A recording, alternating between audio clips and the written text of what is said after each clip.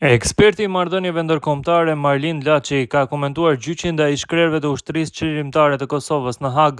Ai theksoi se kryeministri aktual i Kosovës Albin Kurti kishte paralajmëruar prej vitesh se gjykata speciale do t'i kthejë si bumerang ish-presidentit Hashim Thaçi, por paralajmërimet nuk u dëgjuan. Laçi riktheu në vëmendje deklaratat e Kurtit në parlament, ku sipas tij Kurti kishte paralajmëruar hapur dhe privatisht figurat kryesore të politikës kosovare, përfshirë Thaçin, Veselin dhe Krasniqin, lidhur me rreziqet e gjykatës speciale.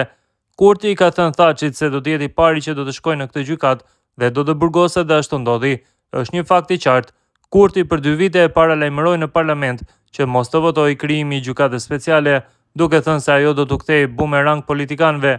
Ai paralajmëroi hapur dhe privatisht Thaçin, Veselin dhe Krasniqin, por këta duket se nuk e kishin kalkuluar mirë se çfarë do të ndodhte më pas, theksoi Laçi. Sipas ekspertit, Hashim Thaçi bëri një gabim në kalkulimin e tij, duke menduar se mund të eliminonte kundërshtarët e tij politik, por situata rezultoi ndryshe.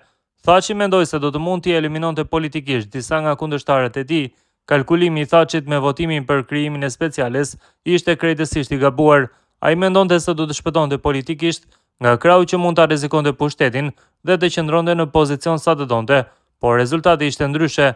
Nuk ka sens të firmosësh burgimin tënd, por shpresoj që ky proces të marrë fund sa më shpejt dhe ish-krerët e UÇK-s të lirohen, tha Laçi. Eksperti gjithashtu shpreu mendimin se gjykata speciale është në ndikimin e padukshëm të Serbisë, e cila po përdor mekanizma ndërkombëtar për të sulmuar faktorin shqiptar. Kjo gjykatë që u ngrit është një dorë e zgjatur e Serbisë për të njollosur dhe barazuar agresorin me viktimën.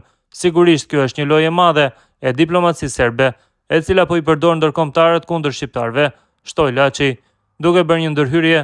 Në studio gjatë fjalës së Laçit, gazetari Alba Alishani përmendi faktin se kishte pasur një premtim se Hashim Thaçi nuk do të prekej nga kjo gjykatë.